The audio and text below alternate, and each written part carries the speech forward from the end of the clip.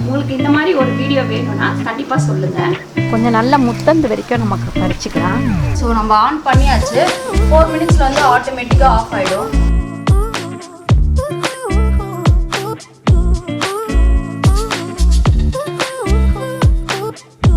வணக்கம், நான் உங்கள் அம்மா சமையல் மீனாட்சி. இன்னைக்கு சூப்பரான ஒரு விளாக் தான் பார்க்க போகிறோம். அம்மா எப்போ பாரு சூப்பரான விளாக்னு சொல்லிட்டு கிச்சனை மட்டும் காமிக்கிறேன் அப்படின்ட்டு நிறைய பேருக்கு ஒரு வருத்தம் இருக்குது. நான் வந்து இன்னைக்கு சமையல் முடிச்சுட்டு செடிக்கு வந்து கொஞ்சம் விதை வாங்கலாம் அப்படின்னு யோசிச்சுட்ருக்கேன். அப்படி இல்லைன்னா தோட்டத்தை வந்து நம்ம அழகாக வச்சுக்கிறது எப்படி அப்படின்னு சொல்லிட்டு அந்த வேலையும் பார்க்கலாமான்னு யோசிச்சுட்ருக்கேன். இப்போ வெயில்னால என்னால் மேலே போய் பண்ணவே முடியல. ஒன்று காலையில் 5:30 மணிக்கு போனால் பண்ண முடியும், அதே ஒரு 7 மணிக்கு போனால் கூட பண்ண முடியல. அப்படி இல்லைன்னா சாயங்காலம் பார்த்தீங்கன்னா நம்ம ஒரு 5:30 மணிக்கு தான் போனோம், ஒரு 1/2 hour தான் வேலை பார்க்க முடியுது. அதுங்காட்டி இருட்டு வந்துடுது. இப்படி வந்து செடி வேலை பார்க்க முடியாமலே உட்காந்துட்டு இருக்கேன். ஏதாவது அதுக்கு கொஞ்சம் நம்ம வந்து இந்த பூக்காமல் இருக்கிறதுக்கு வந்து நம்ம உரம் போட வேண்டியது இருக்குது. ஏன்னா ரொம்ப நாள் ஆயிடுச்சு உரம் போட்டு. அதுக்கப்புறம் பார்த்தீங்கன்னாக்கா செடி வந்து மஞ்சள் செடி வைக்கணும். ஏன்னா போன வருஷம் நம்ம பறிச்சோம்ல, அதை நல்லா காய வச்சு எடுத்து வச்சுருக்கேன். அந்த மஞ்சள் செடி வைக்கணும். அதுக்கப்புறம் இஞ்சி வந்து வளர வைக்கிறதுக்காக இந்த மாதிரி முளைச்சிருக்கிற இஞ்சி எடுத்து வச்சுருக்கேன். இதெல்லாம் வந்து வளர வைக்கலாம். அதுக்கப்புறம் பார்த்திங்கன்னா தாமரை செடி வந்து வளர வைக்கலாம் அப்படின்னு சொல்லிட்டு ஒரு பானையில் போட்டு வச்சுருக்கேன்.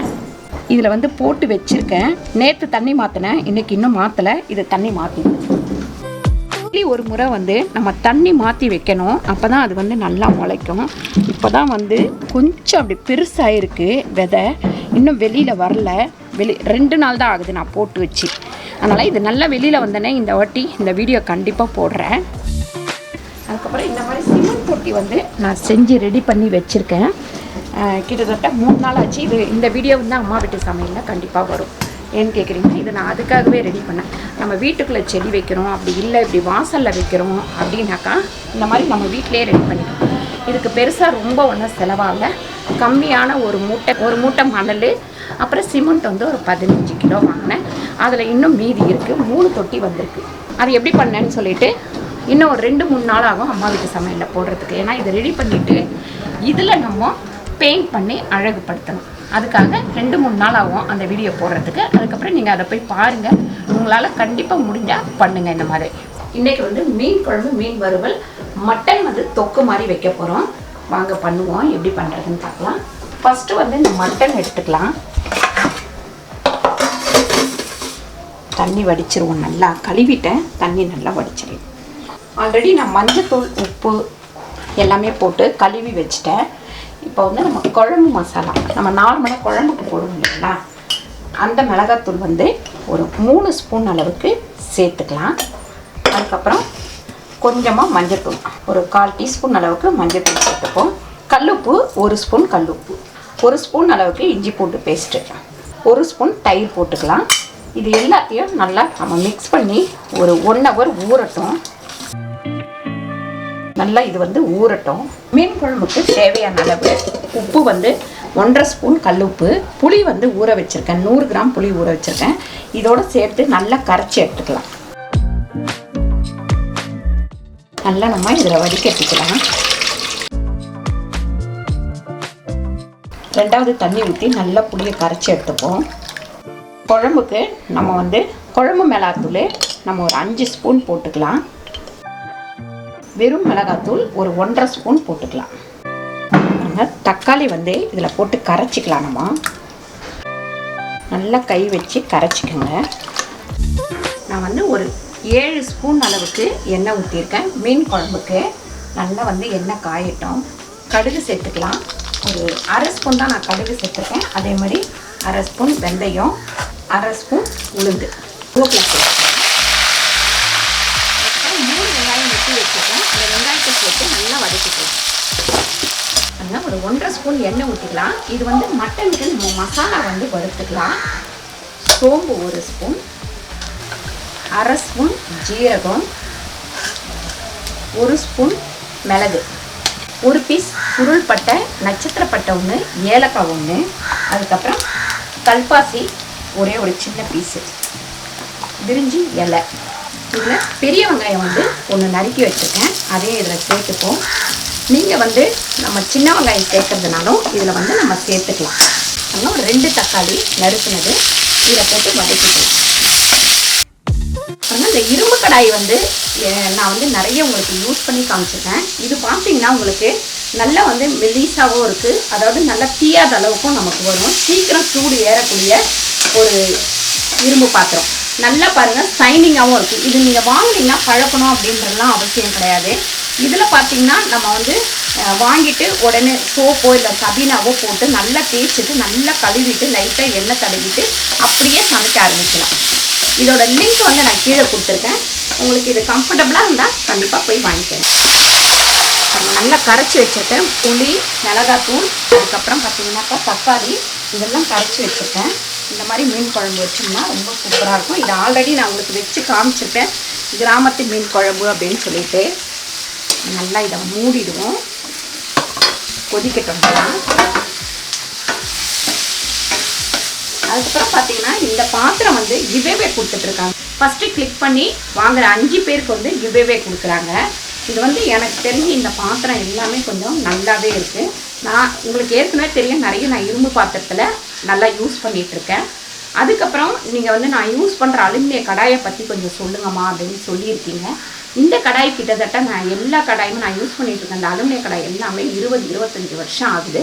அந்த கறி கூட வந்து ரொம்ப படியாமல் நான் வச்சுருப்பேன். நடுப்புற கொஞ்சம் கறி படிஞ்சா கூட டக்குன்னு சொல்லிட்டு நான் க்ளீன் பண்ண ஆரம்பிச்சிருவேன். நல்லா சூடு பண்ணி க்ளீன் பண்ண ஆரம்பிச்சிருவேன். க்ளீன் பண்ணுற வீடியோ எல்லாமே, கடாயெல்லாம் க்ளீன் பண்ணுற வீடியோ எல்லாமே அம்மா வீட்டு சமையலில் போட்டிருக்கேன், போய் பாருங்கள். அதுக்கப்புறம் இன்றைக்கி நான் பாமாயிலில் தான் சமைச்சிட்ருக்கேன். பாமாயில் வந்து நம்ம ரேஷன் வாங்குகிற பாமாயில் யூஸ் பண்ணால் ரொம்ப பயப்படுவோம். அதை எப்படி முறிய வச்சு நல்லா நம்ம வீட்டுக்கு யூஸ் பண்ணுறது அப்படின்னு சொல்லிட்டு, எப்படி முறிய வைக்கிறது அப்படின்னு சொல்லிட்டு நான் அம்மா வீட்டு சமையலில் போட்டிருக்கேன். அந்த வீடியோ கண்டிப்பாக போய் பாருங்கள். நான் இன்றைக்கி எல்லாமே பாமாயிலில் தான் சமைச்சிட்ருக்கேன். மசாலா வதங்கிச்சு, இதை ஆஃப் பண்ணிடலாம். இது அப்புறமா நல்லா ஆறுனவொடனே அரைச்சி எடுத்துக்கலாம். மீன் வந்து வறுக்கிறதுக்கு நம்ம மசாலா சேர்த்துக்கலாம். ஒரு 3/4 ஸ்பூன் அளவுக்கு நான் வந்து மஞ்சள்தூள் சேர்த்துருக்கேன். அதுக்கப்புறம் பார்த்திங்கன்னா உப்பு பார்த்திங்கன்னா ஒரு 1.5 ஸ்பூன் உப்பு. அடுத்து நம்ம இஞ்சி பூண்டு பேஸ்ட்டு ஒரு 1.5 ஸ்பூன் அளவுக்கு இஞ்சி பூண்டு பேஸ்ட்டு சேர்த்துக்கலாம். அதுக்கப்புறம் வெறும் மிளகாத்தூள் ஒரு 3 ஸ்பூன் வெறும் மிளகாத்தூள் சேர்க்குறேன். பாருங்கள், ஒரு 1.5 ஸ்பூன் அளவுக்கு காஷ்மீர் மிளகாய். இது கலருக்கு வேண்டி நம்ம போடுறோம், ரொம்ப காரம் இருக்காது. இப்போ நம்ம பாதி லெமன் புழிஞ்சிக்கலாம். இப்போது நல்லா நான் கழுவி எடுத்து வச்சுருக்கேன். இந்த மீனை போட்டு பரட்டிக்கலாம்.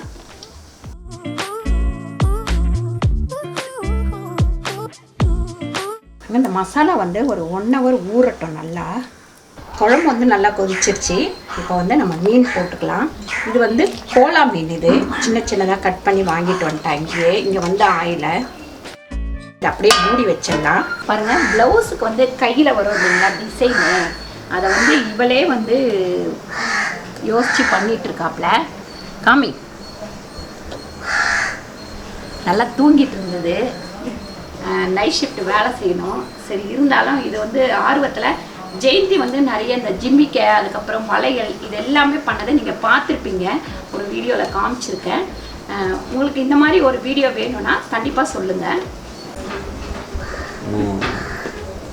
கம்பல் செய்யறேன்னு சொன்ன வீடியோவே இன்னும் போடல. கம்பல் செய்ய சொன்னால் தூங்கி எழுந்திட்டு அதுக்கப்புறம் சாயங்காலம் மேலே போயிடுவாங்க கம்ப்யூட்டரில் நோண்டுறதுக்கு. எப்போ போடுற? அடுத்த வாரம். நிஜமா? அடுத்த வாரம் சனி ஞாயிறு தான் இந்த அம்மா கொஞ்சம் ஃப்ரீயாக இருப்பாங்க. சனிக்கிழமை இவ்வளோ பிடிச்சி உட்கார வச்சு ஒரு வளையல் செஞ்சு காமிச்சிட்றேன். காட்டு பாருங்க.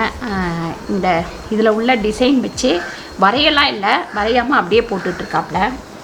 இதில் பார்த்திங்கன்னா நான் மைதாவும் சிக்கன் 65 மசாலாவும் சேர்த்து வச்சுருக்கேன், கலந்து வச்சுருக்கேன். இதை இந்த மீன் வந்து இதில் நல்லா இந்த மாதிரி தட்டி எடுத்து தட்டில் வச்சுக்கலாம். நல்லா மொறுன்னு இருக்கும் இந்த மாதிரி பண்ணும்போது. பாருங்கள், இது ஒரு 3 ஸ்பூன் எண்ணெய் போட்டு ஒரு பட்டை, ஒரு லவங்கம், ஒரு நட்சத்திர பட்டை, ஒரு ஏலக்காய், கடல் பாசி இது வரைக்கும் போட்டுக்கலாம். நம்ம மட்டன் கிரேவிக்கு ஒரு 1/2 ஸ்பூன் அளவுக்கு இஞ்சி பூண்டு போட்டுக்கலாம்.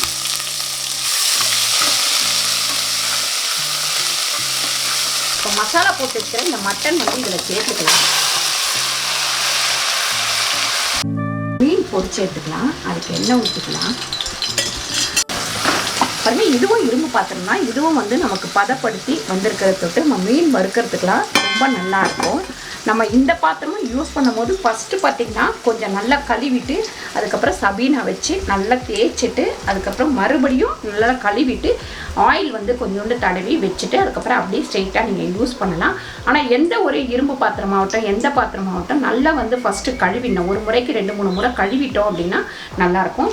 இதோட லிங்க்கும் நான் கீழே கொடுக்குறேன், நீங்கள் வந்து கிளிக் பண்ணி வாங்கிக்கலாம். உங்களுக்கு வந்து இது வந்து பிடிச்சிருக்கு, இந்த பாத்திரம் நமக்கு செட் ஆகும் அப்படின்னா நீங்கள் வாங்கிக்கலாம்.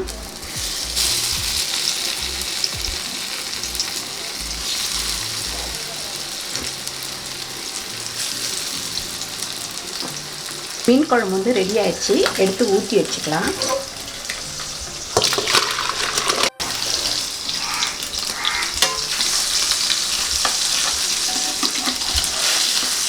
அப்புறம் மீன் வந்து திருப்பி போட்டுக்கலாம். பாருங்கள், ஃபஸ்ட்டு டைமே நம்ம வறுக்கிறோம், இப்போவே வந்து நமக்கு ஒட்டாமல் நல்லா வருது பாருங்கள். மட்டன் கிரேவிக்கு நான் அரைச்ச மசாலா வச்சுருக்கேன், அதை சேர்த்துக்கலாம். சேர்த்து கொஞ்சம் நல்லா வதக்கிக்கலாம்.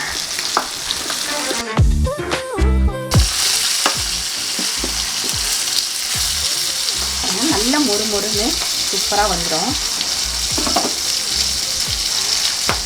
இதுலேயே நம்ம உப்பு போட்டுட்டோம், கொஞ்சம் உப்பு கம்மியாக இருக்குது, அதனால் ஒரு 1/4 டீஸ்பூன் அளவுக்கு சால்ட்டு போட்டுக்கலாம். இதை மூடி ஒரு 2-3 விசில் வர வச்சுக்கலாம். மட்டன் பாருங்கள் நல்லா கிரேவி மாதிரி சூப்பராக ரெடி ஆயிடுச்சு. கொஞ்சமாக இதில் கொத்தமல்லி போட்டுட்டு இறக்கிடலாம். மட்டன் கிரேவியும் ரெடி ஆயிடுச்சு. நான் அதுங்காட்டி பாத்திரம்லாம் தேய்ச்சி முடிச்சிட்டேன், தேய்ச்சி வச்சாச்சு. அதுக்கப்புறம் அடுப்பு மேடையும் தொடச்சாச்சு. இதில் வந்து பார்த்திங்கன்னா அப்பாவுக்கு வந்து மீன் பிடிக்காதவருக்கு, அதனால் ஒரு ஆம்லேட் போட்டுக்கலாம். ஒரு 1/4 டீஸ்பூன் அளவுக்கு உப்பு சேர்த்துக்கிறேன். அதுக்கப்புறம் மிளகு ஒரு 1/2 ஸ்பூன், ஒரு ஸ்பூன் அளவுக்கு எண்ணெய் போட்டுக்கலாம். இந்த பாத்திரமும் நான் இந்த செட்டோடு வாங்கினது தான். அப்படியே இதுவுமே நமக்கு அப்படியே பிடிச்சி யூஸ் பண்ணுற அளவுக்கு இருக்குது, ஹீட் ஆகாது. அதுக்கப்புறம் ஹீட் வந்து டக்குன்னு சூடு ஏறிடுது, ஆனால் தீஞ்செல்லாம் போடல. நமக்கு சில டைம் வந்து சட்டுன்னு சூடு ஏறினா அந்த பாத்திரம் வந்து தீஞ்சு போயிடும் அப்படின்னு சொல்லிட்டு நம்ம யோசிப்போம், அடிப்பிடிக்கும்னு சொல்லிட்டு. இதில் வந்து ஆம்லேட் ஊற்றிக்கலாம். கொஞ்சம் கம்மியான தீயில வச்சிங்கன்னா அது அப்படியே ரெடி ஆகிடும்.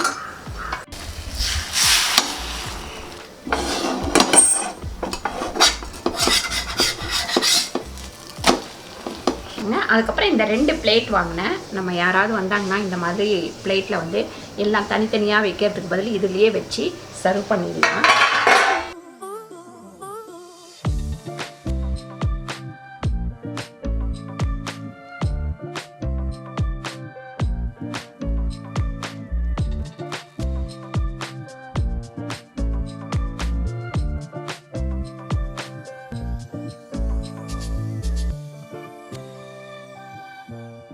கீழே இருந்து நம்ம மேலே வந்துட்டோம், எல்லாத்தையும் முடிச்சுட்டு. இந்த கத்திரிக்காய்லாம் வந்து இந்த வாட்டி வதங்கி போயிடுச்சு. அதுதான் சொன்னேன் இல்லைங்களா, சத்தே இல்லை, அதனால தான் இது இந்த செடியிலேயே போடுவோம், தூக்கி போட வேணாம். இந்த நல்லா இருக்கிற கத்திரிக்காய்லாம் பறிச்சிருவோம்.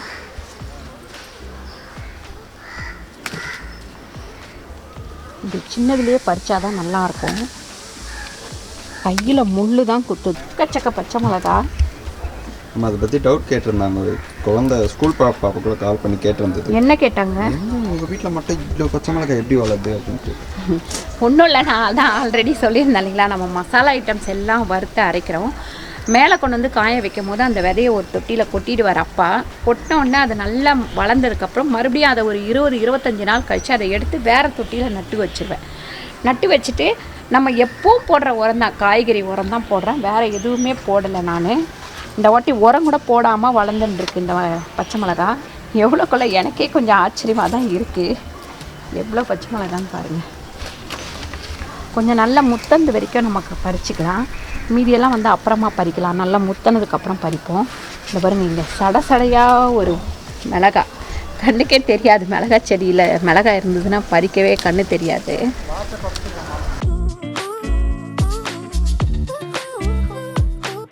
செமையாக இருக்குது பார்த்தீங்களா, எவ்வளோ பச்சை மிளகான்னு பாருங்கள். எனக்கு எதை பறிக்கிறது எதை விடுறதுன்னே தெரிய மாட்டேங்குது, அவ்வளோ கொள்ள இருக்குது பாருங்க. அடுத்து ஒரு முருங்கைக்காய் காய்க்க ஆரம்பிச்சிருக்கு. அதுக்கப்புறம் நம்ம இந்த அவரை செடியெல்லாம் பிடுங்கி எடுத்துடலாம். இப்போ அவ்வளோதான், இனிமேல் காய்ச்சி முடிச்சிருச்சு. எடுத்துட்டு நம்ம அடுத்து வேறு ஏதாவது செடி வைப்போம். இதே இருந்ததுன்னா இனிமேல் காய்க்காது. வெயில் ஜாஸ்தி ஆயிடுச்சு இல்லைங்களா? இப்போ நம்ம செடியில் தக்காளி காய்க்க ஆரம்பிச்சிருச்சு பாருங்கள். இங்கே அதுக்கப்புறம் இங்கே எல்லாம் அந்த செடியில் இன்னும் காய்க்கலை. பூ நிறைய இருக்குது பாருங்கள். நம்ம இந்த மாதிரி தோட்டம் வச்சு இந்த மாதிரி நல்லா பராமரித்தோம் அப்படின்னா நமக்கு வந்து காய்கறி பூ எல்லாமே கிடைக்கும். கண்டிப்பாக நீங்களும் இந்த மாதிரியெல்லாம் ட்ரை பண்ணி பாருங்கள். இந்த வீடியோ உங்களுக்கு பிடிச்சிருந்தா லைக் பண்ணுங்கள், ஷேர் பண்ணுங்கள், சப்ஸ்கிரைப் பண்ணுங்கள், ஃபேஸ்புக்கில் ஷேர் பண்ணுங்கள், மறக்காமல் கமெண்ட் பண்ணுங்கள். நன்றி, வணக்கம்.